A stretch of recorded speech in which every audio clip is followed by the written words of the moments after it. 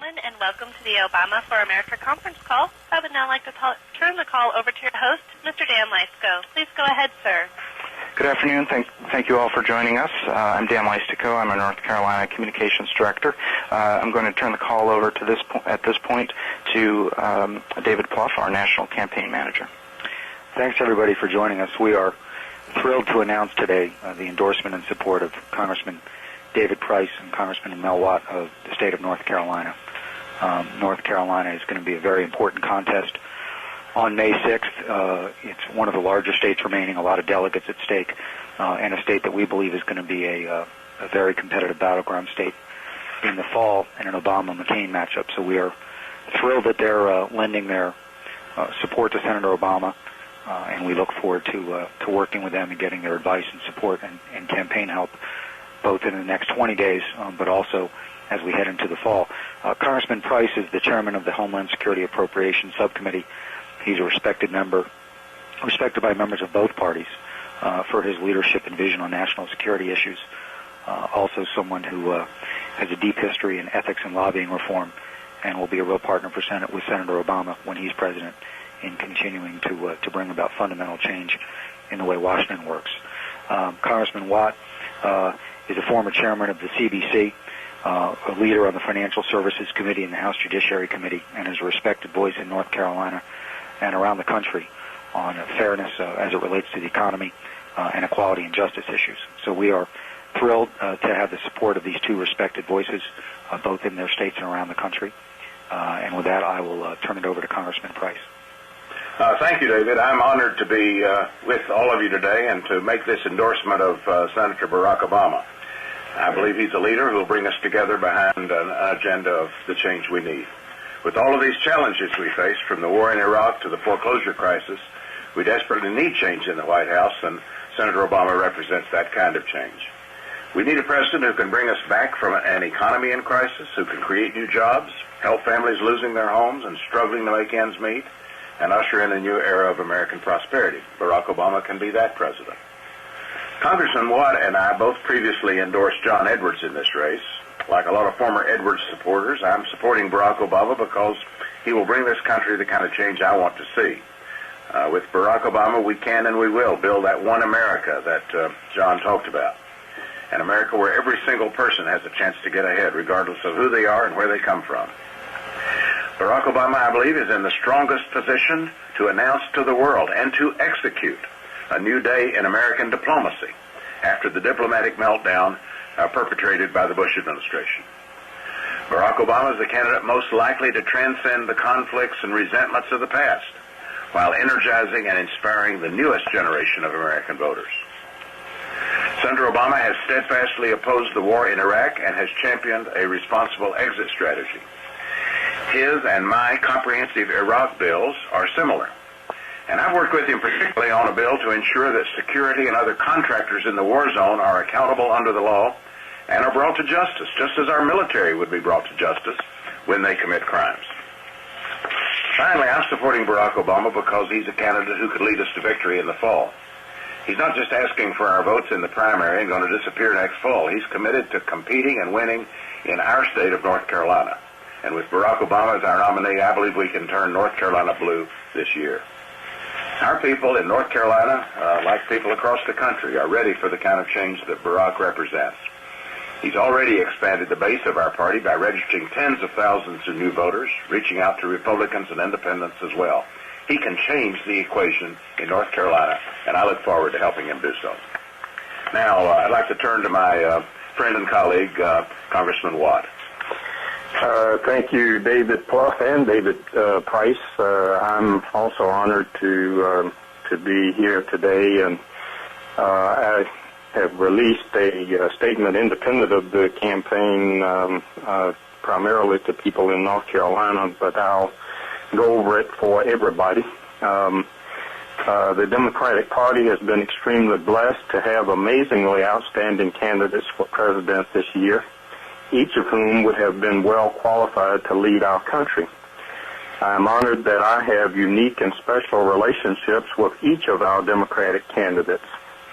I was proud to endorse my friend, fellow North Carolinian John Edwards, early in the presidential campaign, and I am proud of the important role John played in framing the debate and positioning important issues at the heart of this year's campaign, especially issues related to poverty and the growing disparity between rich and poor. The campaign field has now narrowed to 2 candidates. Both of them are exceptionally well qualified to lead the much-needed change our country desperately needs to recover from the failed policies of the current administration and to set our nation on a positive course again. The failed policies, both domestic and foreign, are far too numerous to recount.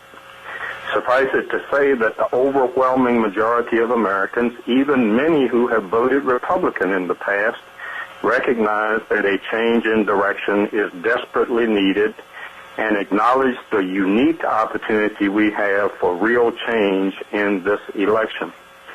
They see an America restored to moral leadership in the world, not based on the power and privilege of a select few, but based instead on the fundamental principle articulated by our founding fathers in the Constitution. Government by the people, of the people, by the people, and for the people. They see a new generation of young people eager to vote, participate, and assume responsible roles, wanting to capitalize on the strength of our nation's diversity to make our nation the more perfect union aspired to by our founding fathers. A nation that continues our historic quest to establish justice, ensure domestic tranquility, provide for the common defense, promote the general welfare, and secure the blessings of liberty to ourselves and our posterity. Only one candidate in this election has captured this spirit of change and excitement. Only one candidate has marshaled this spirit of change into a movement that is completely inclusive, uniquely democratic, and uniquely American. That candidate is Barack Obama. I'm therefore pleased today to announce my endorsement of that candidate, Barack Obama, as the next President of the United States, and to encourage my constituents and supporters to vote for Barack Obama in the May 6th North Carolina primary. Barack Obama is the candidate of positive change, transformational change that will revitalize America at home and in the world. Barack Obama will work for every American every day. He listens to Americans across the country and understands the problems they face and what it will take to solve these problems. In these difficult times, we need a president to serve regular Americans, not special interests. From affordable health care to restoring our lost manufacturing jobs, Barack Obama has the right ideas and the strength to make change happen. And so I'm delighted to be there. My wife has endorsed Barack Obama. My neighbor, Harvey Gantt, has endorsed Barack Obama. And I'm proud to join them and others in this movement to make America better. Thank you, Congressman, and thank you, David Plouffe. We've got a few minutes now for our question and answer period, and we'll ask all of you to please state your name and media organization before you ask your question, and I'll also ask the operator to come back at this time and facilitate the Q&A process. Thank you very much, sir. To ask a question, please do so by pressing the star followed by the digit 1 on your telephone keypad at this time. A voice prompt on your phone line will indicate when your line is open to ask a question, and please state your name and outlet before posing your question. Once again, press star 1 to ask a question, and we will now take our first question. Hi, David Smith from Politico. I've got one question for David Plouffe and one for Congressman Price. For David Plouffe, the Clinton campaign is calling on you guys to release tax returns from 97 to 99. I was wondering if you were planning to, and kind of what, if not, why not? And Congressman Price, I think... Hello? I'm sorry, I've lost that one. I lost it. Ben, are you there? Hello? Hello?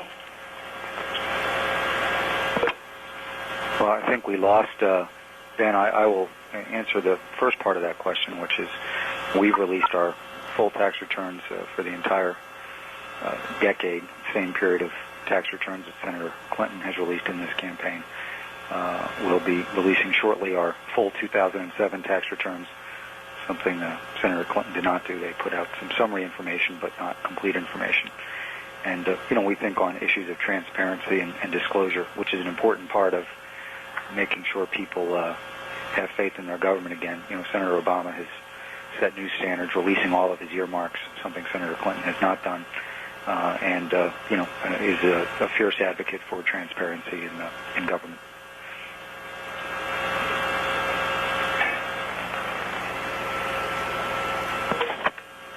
Great. We'll now take the next question.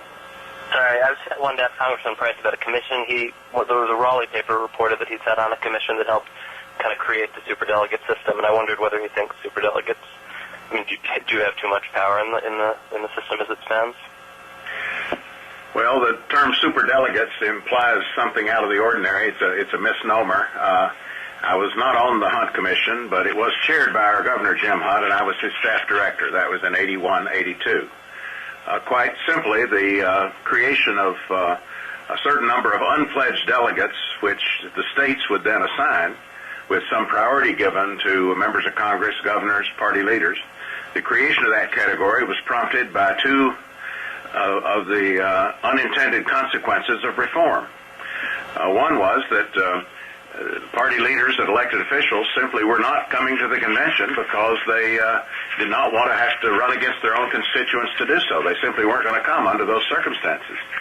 And secondly, those leaders also were not willing often to pledge, especially to pledge early, to a presidential candidate, or sometimes the presidential candidates didn't slate them.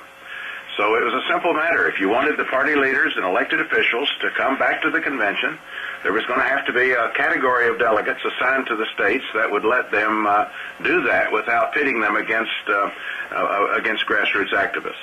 So that's why the category was selected. Nobody ever expected or wanted the unpledged delegates to be kingmakers or queenmakers.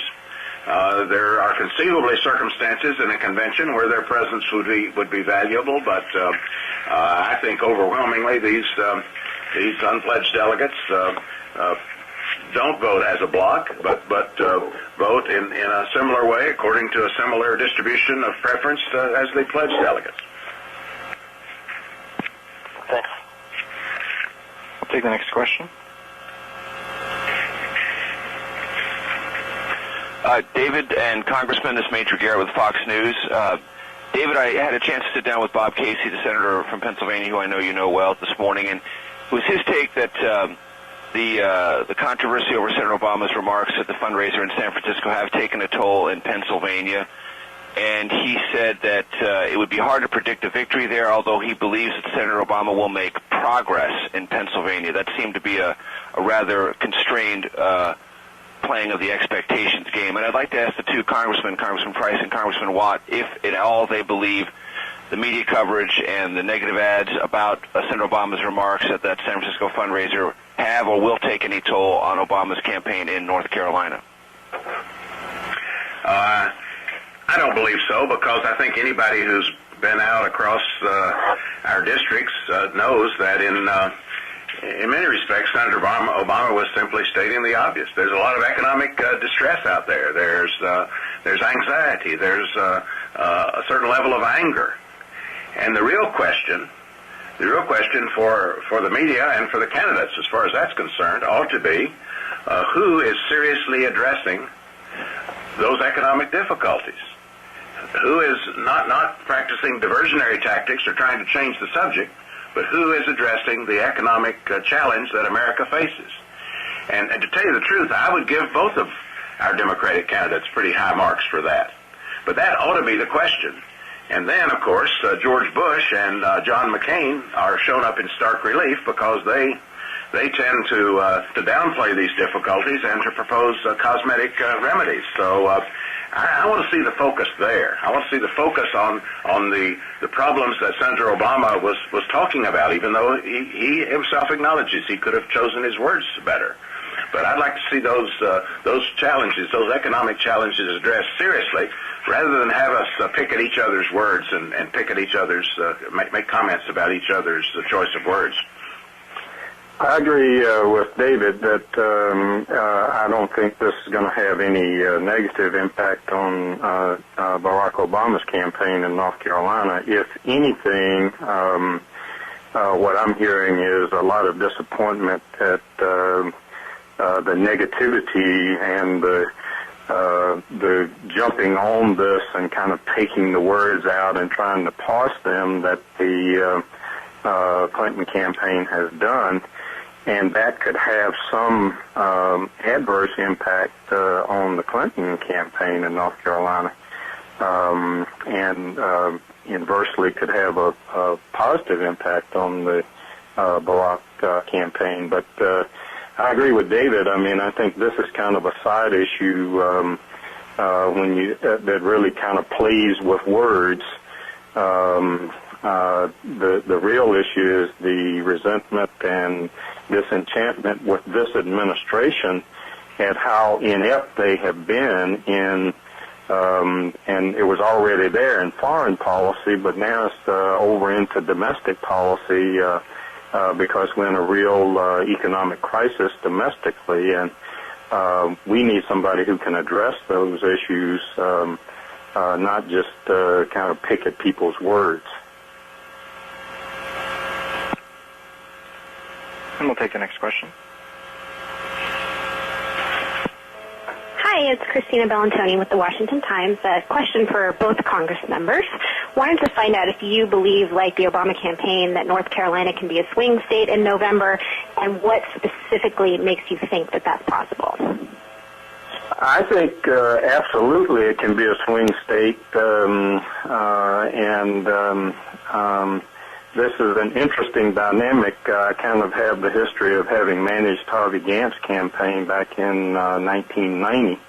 North Carolina was a swing state back at that time because Harvey just barely lost. And, you know, in many ways, this campaign has kind of those same racial dynamics, those same kind of interesting dynamics that don't coincide with every single campaign that we have. And I think people are looking for somebody who can get us beyond the politics of the past. As I said in my opening statement, take advantage of the diversity that the country has some good ideas about how to solve the economic issues that we have, and is willing to try to work to bring people together. And all of those are characteristics that I think Barack Obama has. I would just add that North Carolina is a politically divided state. We now have the Democrats now have 7 of the 13 House seats. We picked up one last time. We're, I'm sure, going to pick up an 8th and maybe a 9th. The governorship, most of the state council offices have been Democratic for some time. Both houses of the state legislature are Democratic. Now, there's been Republican voting at the presidential level and often at the Senate level, so it's divided. There's no question it'll be a closely contested state, but I also don't think there's any question it could go into the Democratic column, particularly as Mel said, when you're enlisting and enthusing all these new people and also kind of getting past some of the divisions that have bedeviled us. We'll now take our next question. Yeah, this question is for Congressman Price. Congressman, this is Mike Baker at AP. You're going to need to speak up. I'm sorry. Yeah, Congressman, just wondering if you said you previously endorsed Edwards. I was curious if you had at all reached out to him or consulted with him and on your endorsement and how that went. The short answer is no. In terms of the endorsement, I'm, of course, a friend of John Edwards's, but we did not consult on this. I'm acting on my own in this respect.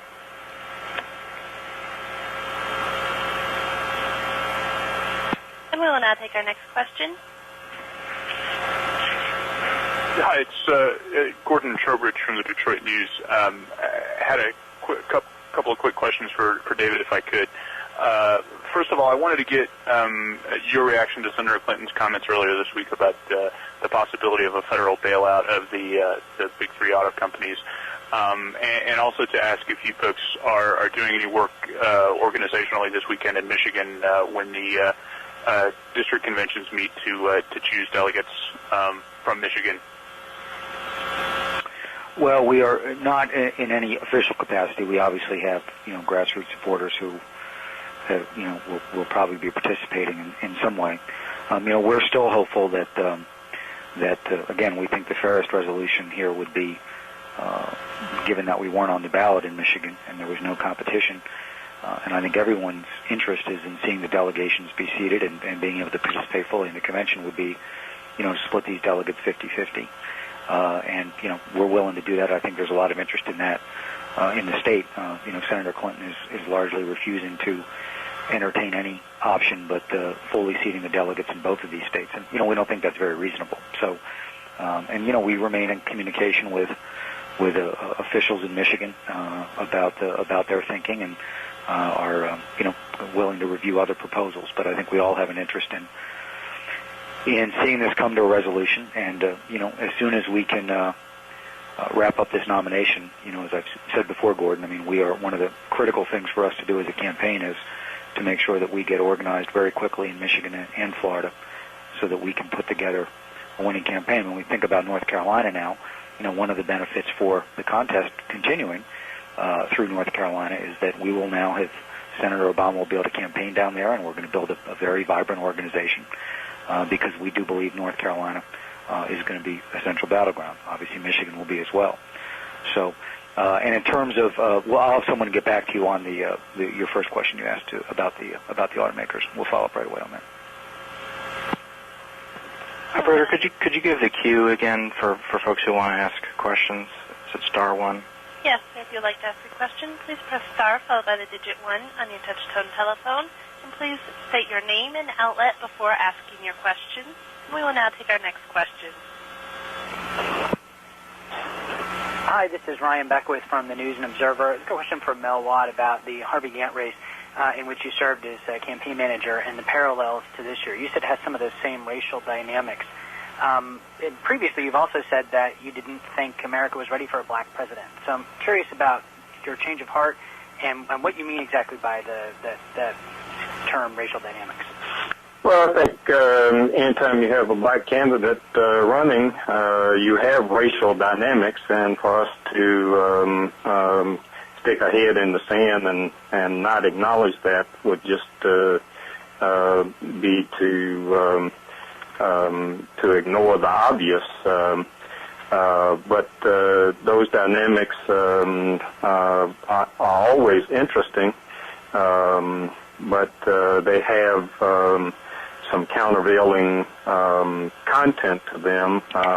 They have a way of mobilizing some people, and at the same time, the prospect historically that some people will not go a particular way because of racial concerns. I think we've made substantial progress on the latter front since 1990. We're 18 years later, and I would think that would be basically a non-issue in this election. The positive side is the young voters who have already come into the process as a result of Barack Obama's candidacy, and that's been demonstrated across America. Won't be unique to North Carolina.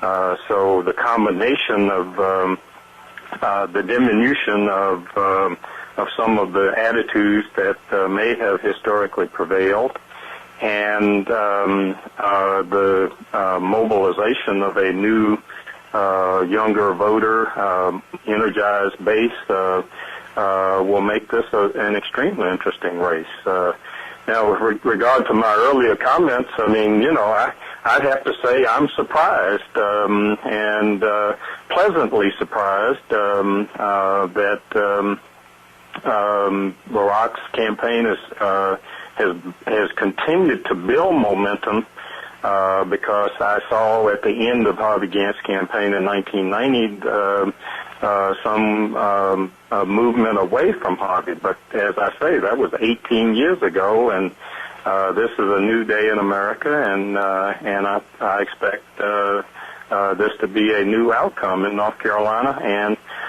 certainly a new outcome for the whole country. We do have time for one more question. We will now take our final question. Yes, this is for Representatives Watt and Price. This is Brad Broders from News 14 Carolina and Charlotte. Just wanted to get your thought, if you had any idea on the latest count of the undecided North Carolina delegates, superdelegates, and what you plan to do to kind of lobby those remaining undecided superdelegates in North Carolina to go to Senator Obama's corner. David, you want to go first, or you want me to go? Go ahead.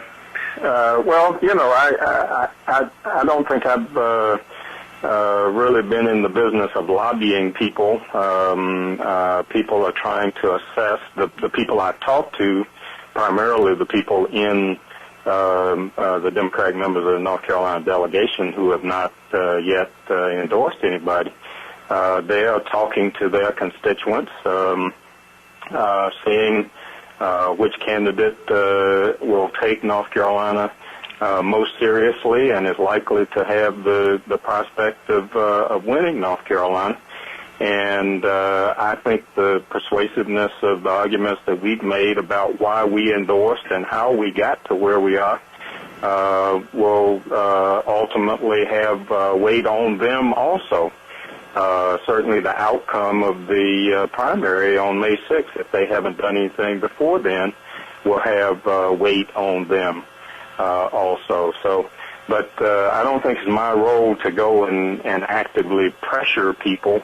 I didn't want anybody doing that to me except my own constituents, and I invited them to do that. Have invited them to do it ever since John Edwards got out of the race quite some time ago, and the large, overwhelming response I've gotten is that there's a great, tremendous level of support for Barack Obama in my congressional district, and for that matter, in talking to people from outside my congressional district. I am often asked what factors do I think should be considered by these unpledged delegates. I still refuse to call them superdelegates, although I realize that's a losing battle. And you know, it's a mixture of factors, I think, that typically go into the judgment of delegates, just like a mixture of factors go into votes cast by members of Congress. You consult your own judgment and experience with these candidates. You look at the results in your own district and state. You think about winnability nationwide. You think about the importance at some point of consolidating behind a winning nominee. All of those are legitimate considerations, and they all do point in the direction, for me, of the endorsement I've made today. But I realize for other people there might be a slightly different mix of considerations, and I'm happy to share my thinking with anyone who wants to share it. At the same time, I also respect the decisions that each of our colleagues has to make. Thank you, Congressman, and thank you again, David Plouffe, and thank you all for joining us. That does conclude our call.